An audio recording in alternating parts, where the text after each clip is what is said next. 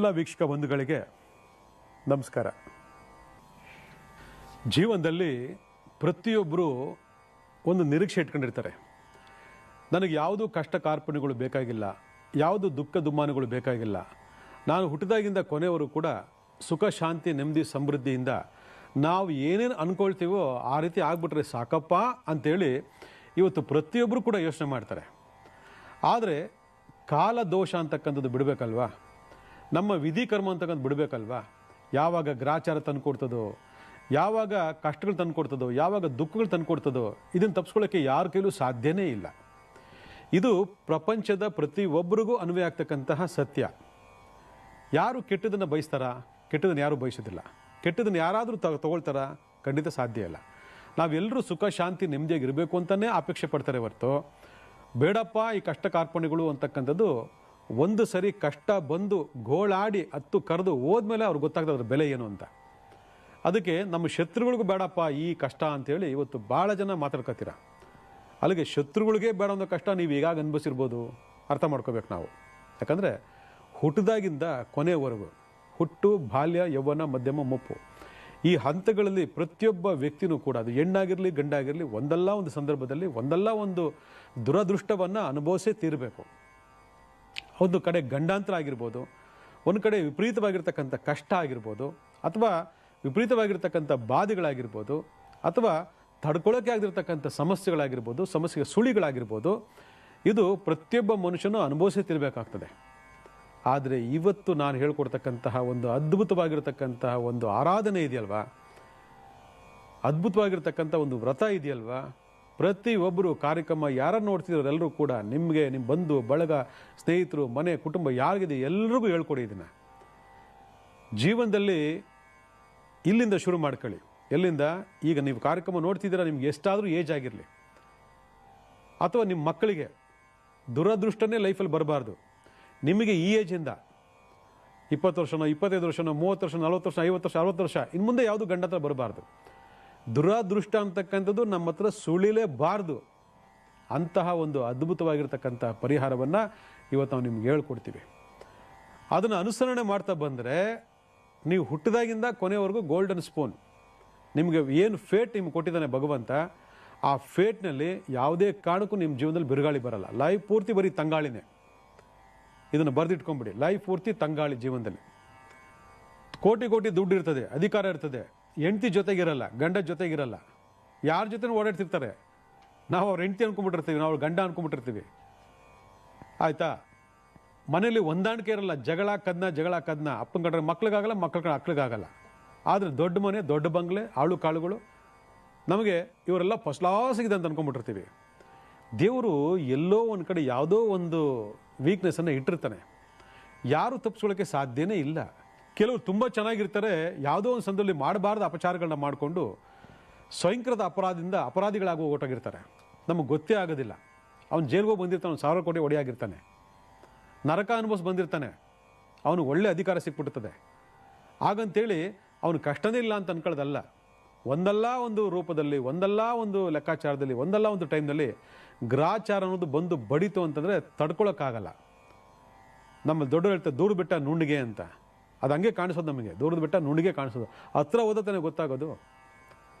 ಈ ರೀತಿ ಪ್ರಪಂಚದಲ್ಲಿ ಪ್ರತಿಯೊಬ್ಬರು ಕೂಡ ಒಂದಲ್ಲ ಒಂದು ಸಮಸ್ಯೆ ನಮಗೆ ಬರ್ತದೆ ಅಂತಂದರೆ, ಇವತ್ತು ದುರಾದೃಷ್ಟವಂತರು ಅದೃಷ್ಟವಂತರಾಗಿ ಪರಿವರ್ತನೆ ಆಗೋದಿಲ್ವಾ ಅಂತಂದರೆ, ತುಂಬ ಜನ ದುರದೃಷ್ಟವಂತರು ಕೆಲವೊಂದು ಪರ್ಟಿಕ್ಯುಲರ್ ಸಮಯಗಳಲ್ಲಿ ಅದೃಷ್ಟವಂತರಾಗಿ ಪರಿವರ್ತನೆ ಆಗೋಗಿದ್ದಾರೆ. ಅದೇ ಅದೃಷ್ಟವಂತರು ಕೆಲವೊಂದು ಪರ್ಟಿಕ್ಯುಲರ್ ಸಮಯದಲ್ಲಿ ದುರದೃಷ್ಟವಂತರಾಗಿ ಹೋಗಿದ್ದಾರೆ. ಜೀವನದಲ್ಲಿ ಎರಡೂ ಇದೆ. ಇದು ಒಂದೇ ನಾಣ್ಯದ ಎರಡು ಮುಖಗಳಿದ್ದಂಗೆ. ಯಾವುದು? ಅದೃಷ್ಟ ಮತ್ತು ದುರದೃಷ್ಟ ಅಂತಕ್ಕಂಥದ್ದು ಒಂದೇ ನಾಣ್ಯದ ಎರಡು ಮುಖಗಳಿದ್ದಾಗೆ. ಆದರೆ ನಮ್ಮಲ್ಲಿ ಎಷ್ಟೋ ಜನ ಈ ದುರದೃಷ್ಟನ ಅಪ್ಕೊಳ್ಳೋಕ್ಕೆ ರೆಡಿನೇ ಇಲ್ಲ. ಯಾರೂ ವೆಯ್ಟ್ ಮಾಡ್ಕೊಂಡು ಕೂತಿಲ್ಲ, ದುರದೃಷ್ಟ ಇವತ್ತು ಬರುತ್ತೆ, ನಾಳೆ ಬರುತ್ತೆ, ನಾಳಿದ್ದು ಬರುತ್ತೆ, ಬರೋ ತಿಂಗಳು ಬರುತ್ತೆ ಅಂತ. ಜಾತಕದ ವಿಮರ್ಶೆಗಳು ನಿಖರವಾಗಿ ತಿಳಿಯಲ್ಪಟ್ಟವರಿಗೆ ಮಾತ್ರ ಈ ತಿಂಗಳು ನನಗೆ ತೊಂದರೆ ಇದೆಯಂತೆ, ಮುಂದಿನ ವರ್ಷ ನನಗೆ ತೊಂದರೆ ಇದೆಯಂತೆ, ಇನ್ನು 6 ತಿಂಗಳು ನನಗೆ ಗಂಡಾಂತರ ಇದೆಯಂತೆ, ಪರ್ಟಿಕ್ಯುಲರ್ಗೆ ಈ ದೆಸೆ ಬಂದಾಗ ನನಗೆ ಸಮಸ್ಯೆ ಆಗುತ್ತಂತೆ ಅಂತಕ್ಕಂಥದ್ರ ಬಗ್ಗೆ ತಿಳ್ಕೊಂಡಿರ್ತಾರೆ. ಅಥವಾ ಕೆಲವು ತಿಳ್ಕೊಂಡಿದ್ದವ್ರು ಏನು ಮಾಡ್ತಾರೆ, ಮರ್ತು ಬಿಟ್ಟಿರ್ತಾರೆ. ಆ ಪರ್ಟಿಕ್ಯುಲರ್ ಸಮಯ ಅಂತಕ್ಕಂಥದ್ದು ಅವರನ್ನು ಅಟ್ಯಾಕ್ ಮಾಡಿದಾಗ ಮಾತ್ರನೇ ಗೊತ್ತಾಗ್ತದೆ, ಹೌದು ನನಗೆ ಹೇಳಿದ್ರು ಹಿಂದೆ ಈ ಪರ್ಟಿಕ್ಯುಲರ್ ತಿಂಗಳಲ್ಲಿ ಈ ಡೇಟ್ನಲ್ಲಿ ಹಿಂಗಾಗುತ್ತೆ ಅಂತ ಹೇಳಿದರು. ಅಜ್ಜಜ್ಜೋ ನಾನು ಮರ್ತುಬಿಟ್ನೆ, ನಾನು ಯಾಮಾರ್ಬಿಟ್ನೆ, ನೋಡಿ ಇವಾಗ ಅನುಭವಿಸೋ ಥರ ಆಗೋಗ್ಬಿಡ್ತಲ್ಲ, ನಿಜ ಆಯ್ತಲ್ವ ಅಲ್ಲಿಗೆ ಶಾಸ್ತ್ರ, ಅಲ್ಲಿಗೆ ಆ ಲೆಕ್ಕಾಚಾರ ನಿಜ ಆಯ್ತಲ್ವ ಅಂತೇಳಿ ಪರಿತಪಿಸ್ತಕ್ಕಂತಹ ಹಲವಾರು ಜನ ಇವತ್ತು ಸಿಕ್ಕಾಕೊಂಡು ಒದ್ದಾಡ್ತಿರ್ತಾರೆ. ಆದರೆ ಇಲ್ಲಿ ಯಾವುದೇ ಲೆಕ್ಕಾಚಾರ ಇದ್ರೂ ಕೂಡ ಅದೃಷ್ಟ ದುರದೃಷ್ಟ ಅಂತಕ್ಕಂಥದ್ದು ನಡೆಯೋದು ಮಾತ್ರ ಸತ್ಯ. ಆದರೆ ಅದೃಷ್ಟವಂತರು ಯಾವಾಗ ಆಗ್ತಾರೆ? ಕೆಲವರಿಗೆ ಮದುವೆ ಆದಮೇಲೆ ಅದೃಷ್ಟ ಬರುತ್ತಂತೆ. ಎಷ್ಟು ಜನ ಇದ್ದೀರಾ ಹೇಳಿ ನೋಡೋಣ? ತುಂಬ ಜನ ಇದ್ದೀರಾ. ಕೆಲವರಿಗೆ ಮದುವೆ ಆದಮೇಲೆ ದುರದೃಷ್ಟ ಬರ್ತದಂತೆ, ನಿಜ ತಾನೇ? ಕೆಲವರಿಗೆ ಮಗು ಆದಮೇಲೆ ಅದೃಷ್ಟ ಬರ್ತದಂತೆ, ಕೆಲವರಿಗೆ ಮಗು ಆದಮೇಲೆ ದುರದೃಷ್ಟ ಬರ್ತದಂತೆ. ಕೆಲವರಿಗೆ ಸಾಲ ಕೊಟ್ಟ ಮೇಲೆ ಭಾಳ ಅದೃಷ್ಟ ಅಂತೆ, ಕೆಲವರಿಗೆ ಸಾಲ ತೊಗೊಂಡ್ಮೇಲೆ ದುರದೃಷ್ಟ ಅಂತೆ. ಕೆಲವರಿಗೆ ವ್ಯಾಪಾರ ಮಾಡಿದ್ಮೇಲೆ ಅದೃಷ್ಟ ಅಂತೆ, ಕೆಲವರು ವ್ಯಾಪಾರಕ್ಕೆ ಹೋದ್ಮೇಲೆ ದುರದೃಷ್ಟ ಅಂತೆ. ಕೆಲವರಿಗೆ ಉದ್ಯೋಗಕ್ಕೆ ಹೋದ್ಮೇಲೆ ಅದೃಷ್ಟ ಅಂತೆ, ಕೆಲವರಿಗೆ ಉದ್ಯೋಗಕ್ಕೆ ಹೋದ್ಮೇಲೆ ದುರದೃಷ್ಟ ಅಂತೆ. ಯಾವ ಥರ ಲೆಕ್ಕಾಚಾರದಲ್ಲಿ ಬದುಕನ ಬಾಳೋಣ ಅಂತಕ್ಕಂಥದ್ದು ಅವರವರ ಅನುಭವಕ್ಕೆ ಬಂದಾದಮೇಲೆ ಅದು ಗೊತ್ತಾಗ್ತಕ್ಕಂಥ ಅಲ್ಲಿವರೆಗೂ ಗೊತ್ತಾಗದೇ ಇಲ್ಲ. ಇವತ್ತು ಪ್ರಪಂಚದಲ್ಲಿ ನಾನಾ ರೀತಿಯಾಗಿರ್ತಕ್ಕಂಥ ಚಟುವಟಿಕೆಗಳು ನಮಗಿರ್ತದೆ. ಎಷ್ಟೋ ಜನಕ್ಕೆ ಯಾವುದ್ಯಾವುದೋ ಲೆಕ್ಕಾಚಾರದಲ್ಲಿ ಏನೇನೋ ನಡೆದೋಗಿರ್ತದೆ. ಇವತ್ತು ನಾವು ಬಾಲ್ಯ, ಯೌವನ, ಮಧ್ಯಮ, ಮುಪ್ಪು ಅಂತೀವಿ. ಎಷ್ಟೋ ಜನ ಬಾಲ್ಯದಲ್ಲೇ ಅದೃಷ್ಟವಂತರಾಗೋಗಿರ್ತಾರೆ, ಅವ್ನಿಗೆ ಗೊತ್ತೇ ಆಗೋದಿಲ್ಲ. ಸ್ಕೂಲ್ ಓದ್ತಾ ಇರ್ತಕ್ಕಂಥ, ಇನ್ನು ಪ್ರೈಮರಿ ಸ್ಕೂಲು, ಹೈಸ್ಕೂಲ್ ದಾಟಿರೋದಿಲ್ಲ. ಅಂಥ ಸಂದರ್ಭದಲ್ಲೇ ಅವ್ರಿಗೆ ಏನೇನೋ ಒಂದು ಯೋಗಗಳು ಶುರು ಆಗ್ಬಿಟ್ಟು ದೊಡ್ಡ ದೊಡ್ಡ ಕರೋಡ್ಪತಿಗಳಾಗೋಗಿರ್ತಾರೆ. ನಮ್ಮಲ್ಲಿ ಭಾಳ ಜನ ನೋಡ್ತಾ ಇದ್ವಿ ನಾವು. ಅಥವಾ ಒಂದು ಸಟನ್ನು ಉದ್ಯೋಗ ಸಂಬಂಧಪಟ್ಟಂಥ ಒಂದು ಸಂದರ್ಭ ಬಂದಾಗಲೇ ಅವ್ರಿಗೆ ಒಳ್ಳೊಳ್ಳೆ ಸ್ಥಾನಮಾನಗಳು ಹೋಗಿ ಅವರು ತುಂಬ ಮೇಲ್ಮಟ್ಟಕ್ಕೆ ಕೊಟ್ಟೋಗ್ತಾರಂತೆ. ಕೆಲವರಿಗೆ ವ್ಯಾಪಾರ ಮಾಡೋದು ಐಡಿಯಾನೇ ಇರೋದಿಲ್ಲ, ಅದ್ರ ಬಗ್ಗೆ ಏನೂ ಗೊತ್ತಿರೋದಿಲ್ಲ ಅವ್ರಿಗೆ. ಏನೋ ಅಚಾನಕ್ ಯಾವುದೋ ಒಂದು ಮೂಲಕ ಅದನ್ನು ತಲುಪುವಂಥ ಒಂದು ಮಾರ್ಗ ಸಿಕ್ಕಿದಾಗ ನೋಡೋಣ, ಒಂದು ಕೈ ನೋಡೋಣ ಅಂತ ಹೋಗಿ ಅಲ್ಲಿ ದಿಢೀರ್ನೇ ಚೇಂಜ್ ಆಗಿಬಿಟ್ಟಿರ್ತಾರೆ. ಒಂದು ಕನ್ನಡ ಸಿನಿಮಾ ಗೊತ್ತು ಗುರಿನೇ ಇಲ್ಲ, ಅದಕ್ಕೆ ಏನಂದ್ರೂ ಗೊತ್ತಿಲ್ಲ, ಅದರೊಳಗೆ ಏನೂ ಇಲ್ಲ. ಇವತ್ತೊಂದು 1,000 ಕೋಟಿ ಮಾಡ್ತದೆ ಅಂತಂದರೆ ನೀವು ಅರ್ಥ ಮಾಡ್ಕೊಳ್ಬೇಕು, ಇದು ಅಚಾನಕ್ ಬಂದಿರತಕ್ಕಂಥ ಅದೃಷ್ಟವೋ ಅಥವಾ ದುರದೃಷ್ಟವೋ ಅಂತೇಳಿ. ಈ ರೀತಿ ಮನುಷ್ಯನಿಗೆ ಒಂದು ಲೆಕ್ಕಾಚಾರ ಮುಖಾಂತರ ನಡ್ಕೊಂಡು ಹೋಗ್ತಾ ಇರ್ತದೆ. ಇವತ್ತು ಯೌವನದಲ್ಲಿ ಅದೃಷ್ಟ ಬರ್ತದೆ, ಕೆಲವರಿಗೆ ಮಧ್ಯಮ ಭಾಗದಲ್ಲಿ ಅದೃಷ್ಟ ಬರ್ತದೆ, ಕೆಲವರಿಗೆ ಮುದಿತನದಲ್ಲಿ ಅದೃಷ್ಟ ಬರ್ತದೆ. ಇದು ಈ ಟೈಮಲ್ಲಿ ಎಲ್ಲರೂ ಅಪೇಕ್ಷೆ ಪಡ್ತಾರೆ, ಅದೃಷ್ಟ ಇದ್ಬಿಟ್ರೆ ಚೆನ್ನಾಗಿತ್ತು, ಒಳ್ಳೆ ಹೆಂಡತಿ, ಒಳ್ಳೆ ಗಂಡ, ಒಳ್ಳೆ ಮಕ್ಕಳು, ಒಳ್ಳೆ ಕೆಲಸ, ಒಳ್ಳೆ ವ್ಯಾಪಾರ, ಒಳ್ಳೆ ಗಾಡಿ, ಎಂಜಾಯ್ ಮಾಡ್ಬೋದು. ಬಿಸಿ ರಕ್ತ ಉಕ್ಕಿ ಹರಿತಾ ಇರ್ತದೆ, ಅಲ್ಲಿ ತನಕ ಎಂಜಾಯ್ ಮಾಡೋಂತಾರೆ. ಎಂಜಾಯ್ ಮಾಡ್ತಾರೆ, ಎಂಜಾಯ್ ಮಾಡೋರು ಇದ್ದಾರೆ, ತುಂಬ ಜನ ಇದ್ದಾರೆ ಪ್ರಪಂಚದಲ್ಲಿ. ಅದೇ 25-35ರಲ್ಲಿ ಅದೇ ಯೌವನ ಭಾಗದಲ್ಲಿ ಎಲ್ಲವನ್ನೂ ಸುಖವಾಗಿ ಸಂತೋಷವಾಗಿ ಅನುಭವಿಸ್ತಕ್ಕಂಥ ಕಾಲದಲ್ಲಿ ಏನೂ ಸಿಗ್ಲಿಕ್ಕಿಲ್ಲ, ಎಲ್ಲ ಆಸೆ ಆಕಾಂಕ್ಷೆಗಳನ್ನು ಅದುಮ್ಕೊಂಡು ಕೂತ್ಕೊಂಡು ಉಪವಾಸ ಮಾಡ್ತಿರ್ತಕ್ಕಂಥ ತುಂಬ ಜನ ನಮ್ಮಲ್ಲಿದ್ದಾರೆ. ಹೌದೋ ಅಲ್ವೋ?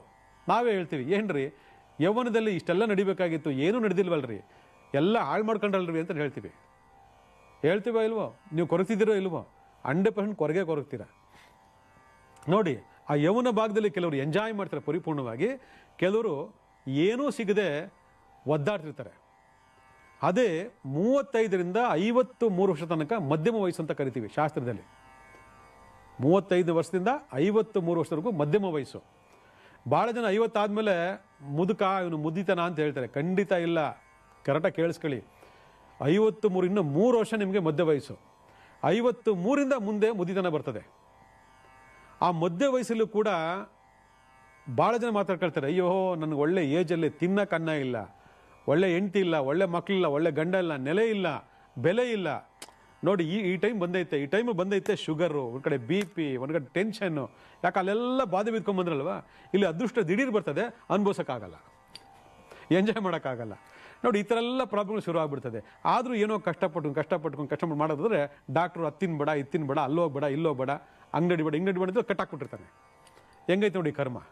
ಇನ್ನು ಮುದಿತನ ಬಂದಾಗ ಒಳ್ಳೆ ಅಧಿಕಾರ, ಏನು ಮಿನಿಸ್ಟ್ರು ಯೋಗ, ರಾಜ್ಯಸಭೆ, ಲೋಕಸಭೆ, MP, ಏನು ಮಂತ್ರಿ, ಕೇಂದ್ರ ಮಂತ್ರಿ ಯೋಗ, ನಡೆಯೋದು ಕಷ್ಟ, ಕುಂತ್ಕೊಳ್ಳೋದು ಕಷ್ಟ, ಆದೋಡು ಕಷ್ಟ. ಯಾಕಂದ್ರೆ ಇಲ್ಲೆಲ್ಲ ಬಾಧೆ ಬಿದ್ಕೊಂಡು ಬಂದಿರ್ತಾರೆ ಪಾಪ. ನೋಡಿ ಅದೃಷ್ಟ ಹೆಂಗೆ ಹೊಡಿತಿದೆ ನೋಡಿ. ಅನುಭವಿಸಂಗಿಲ್ಲ, ಆಡ್ಕೊಳ್ಳಂಗಿಲ್ಲ, ಬಿಸಿ ತುಪ್ಪ ನುಂಗಂಗಿಲ್ಲ, ಉಗಿಯಂಗಿಲ್ಲ. ಈ ಥರ ಎಲ್ಲ ನಮ್ಮ ಮನುಷ್ಯನಿಗೆ ಅದೃಷ್ಟ ಬರ್ತದೆ ಅಂತಂದಾಗ, ಈ ದುರದೃಷ್ಟ ಅಂತಕ್ಕಂಥದ್ದು ಮೊದಲನೇ ಭಾಗದಿಂದನೇ ನಮಗೆ ಸರಿ ಹೋಗ್ಬಿಟ್ರೆ, ನಮಗೆ ಬರ್ದೇ ಹೋಗ್ಬಿಟ್ರೆ, ನಾವು ಯೌವನ ಭರಿತವಾಗಿರ್ತಕ್ಕಂಥ ಜೀವನದಲ್ಲಿ ಮೌಜು ಮಸ್ತಿ, ಮಧ್ಯ ವಯಸ್ಸಿನಲ್ಲಿ ಜವಾಬ್ದಾರಿತವಾಗಿರ್ತಕ್ಕಂಥ ವ್ಯಕ್ತಿತ್ವ, ಮುದಿತನದಲ್ಲಿ ಅಭಿವೃದ್ಧಿ ಪಥಕ್ಕೆ ಹೋಗ್ತಕ್ಕಂಥ ಒಂದು ಲೆಕ್ಕಾಚಾರ, ಇವೆಲ್ಲವೂ ನಮಗೆ ಸಿಕ್ತು ಅಂತಂದರೆ ನಾವೆಂಥ ಅದೃಷ್ಟವಂತರಾಗಿ ತಿಳಿ ನೋಡೋಣ. ಯಾರಿಗಾದರೂ ಸಿಗುತ್ತಾ ಇದು?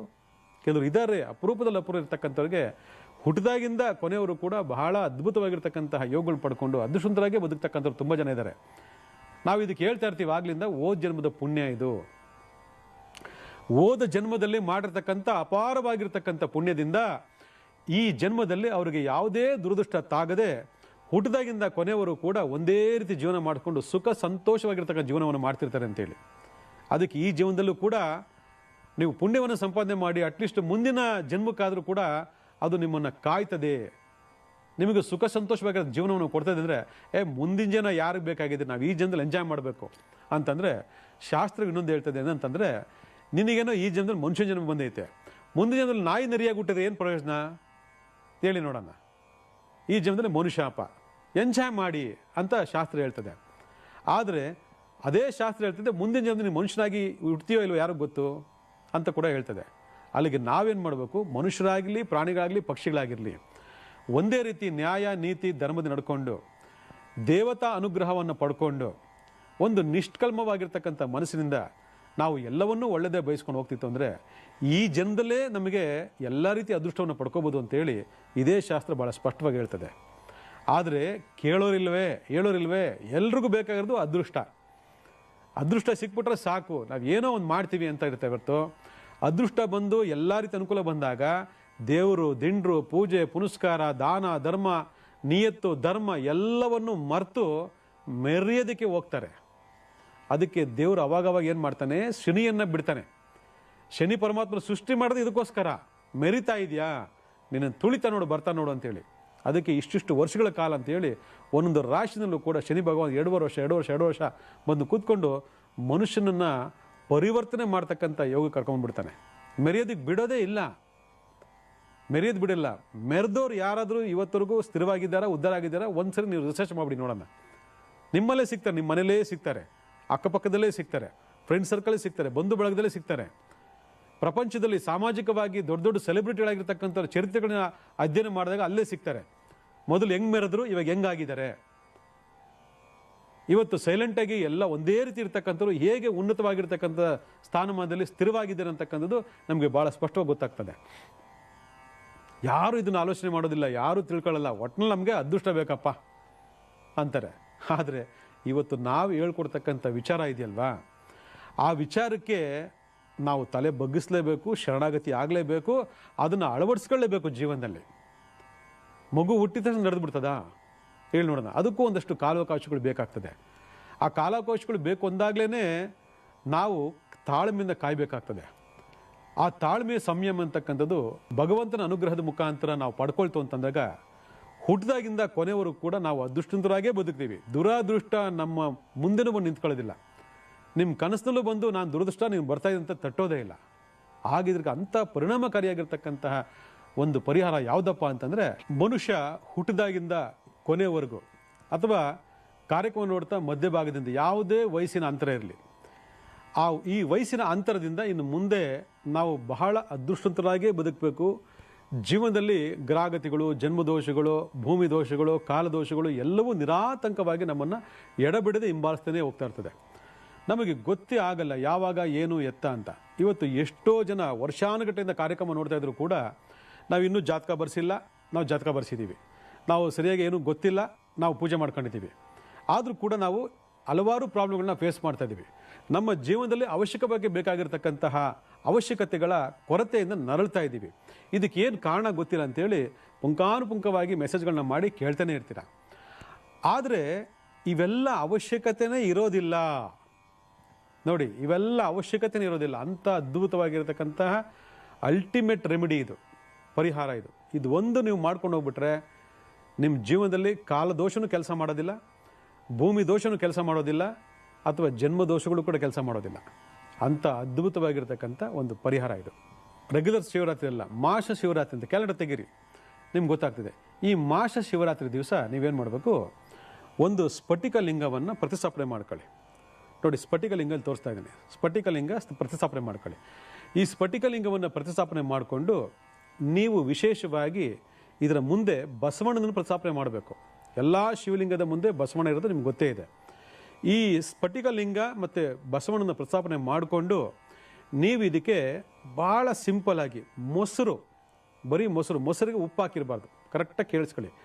ಮೊಸರು ಅಂದರೆ ಸಾಲಿಡ್ ಮೊಸರು, ಉಪ್ಪು ಹಾಕಿರಬಾರ್ದು. ಆ ಮೊಸರು, ಶುದ್ಧವಾಗಿರ್ತಕ್ಕಂಥ ಮೊಸರನ್ನು ಇದಕ್ಕೆ ಈ ಶಿವನಿಗೆ ನೈವೇದ್ಯವಾಗಿ ಅರ್ಪಿಸ್ಬಿಟ್ಟು, ಯಾರು ಶ್ರದ್ಧಾ ಭಕ್ತಿಗಳಿಂದ ಶಿವ ಪುರಾಣವನ್ನು ಪಾರಾಯಣ ಮಾಡ್ತಿರ್ತೀರಿ, ಇದು ಅದ್ಭುತವಾಗಿರ್ತಕ್ಕಂಥ ಫಲಿತಾಂಶವನ್ನು ಕೊಡ್ತದೆ. ಯಾವುದೇ ಕಾರಣಕ್ಕೂ ಜೀವನದಲ್ಲಿ ಬರ್ತಕ್ಕಂತಹ ಹುಟ್ಟು, ಬಾಲ್ಯ, ಯೌವನ, ಮಧ್ಯಮ, ಮುಪ್ಪು 4-5 ಹಂತಗಳಲ್ಲೂ ಕೂಡ ನಿಮಗೆ ದುರದೃಷ್ಟ ಅಂತಕ್ಕಂಥ ನಿಮ್ಮ ಹತ್ರ ಸುಳಿಯೋದಿಲ್ಲ.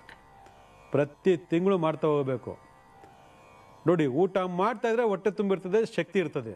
ಊಟ ಮಾಡಲಿಲ್ಲ ಅಂದರೆ ನಾವು ನಿಶಕ್ತರಾಗ್ಬಿಡ್ತೀವಿ, ಬಾಧೆಗೊಳಪಡ್ತೀವಿ. ಅದೇ ರೀತಿ ದೈವಶಕ್ತಿ ಅಂತಕ್ಕಂಥದ್ದು ನಿರ್ದಿಷ್ಟವಾಗಿರ್ತಕ್ಕಂಥ ಕಾಲಮಾನದಲ್ಲಿ ನಿರ್ದಿಷ್ಟವಾಗಿರ್ತಕ್ಕಂಥ ಭಯಭಕ್ತಿ ಶ್ರದ್ಧೆಗಳಿಂದ ನಾವು ಆಚರಣೆಗೆ ಒಳಪಟ್ಕೊಂಡ್ರೆ ಈ ಶಕ್ತಿ ನಿಮ್ಮ ಯಾವುದೇ ದುರದೃಷ್ಟಗಳನ್ನು ನಿಮ್ಮ ಹತ್ರ ಸುಳಿದಾಗಿ ನೋಡ್ಕೊಳ್ತದೆ.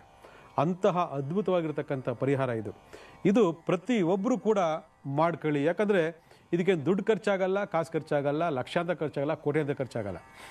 ನಾವು ಗೊತ್ತೇ ಇರಲ್ಲ, ನಾನು ಭಾಳ ಅದೃಷ್ಟವಂತ, ನಂದು ಕ್ಯಾಲ್ಕುಲೇಷನ್ ಸಿಕ್ಕಾಪಟ್ಟೆ ಇದೆ, ಆದರೂ ಕೂಡ ನನಗೆ ಏನು ಆಗ್ತಿಲ್ಲ ಅಂತಕ್ಕಂಥದ್ದು ಎಷ್ಟೋ ಜನಗಳ ಅಭಿಪ್ರಾಯ, ಪಶ್ಚಾತ್ತಾಪ ಕೂಡ. ಇವತ್ತು ಅಳ್ತಿರ್ತಾರೆ, ಕಣ್ಣೀರಾಗ್ತಿರ್ತಾರೆ, ನನಗೆ ಅದು ಸಿಕ್ಕಲಿಲ್ಲ, ಇದು ಸಿಕ್ಕಲಿಲ್ಲ, ಇದಾಗಬೇಕಾಗಿತ್ತು ಅಂತ.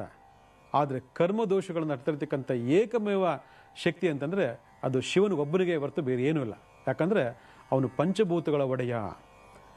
ಪಂಚಭೂತಗಳ ಒಡೆಯನನ್ನು ಯಾರು ಶಿವಪುರಾಣ ಮುಖಾಂತರ ಸ್ಫಟಿಕ ಲಿಂಗವಕ್ಕೆ ಮೊಸರು ನೈವೇದ್ಯ ಮಾಡಿ ಆರಾಧನೆ ಮಾಡ್ಕೊಂಬರ್ತಿರ್ತಾರೆ, ಅವರಿಗೆ ಇಂತಹ ಎಲ್ಲ ದುರಿತಗಳು ಕೂಡ ನಾಶವಾಗಿ ಅವ್ರ ಜೀವನದಲ್ಲಿ ಭಗವಂತ ಹಣೆ ಬರದಲ್ಲಿ ಏನು ಕೊಟ್ಟಿದ್ದಾನೆ ಅದೃಷ್ಟ ಅಂತಕ್ಕಂಥದ್ದು ಅದು ನಿರಾತಂಕವಾಗಿ ಕಾಲಕ್ಕೆ ಅದು ಸಿಗ್ತಾ ಹೋಗುತ್ತೆ.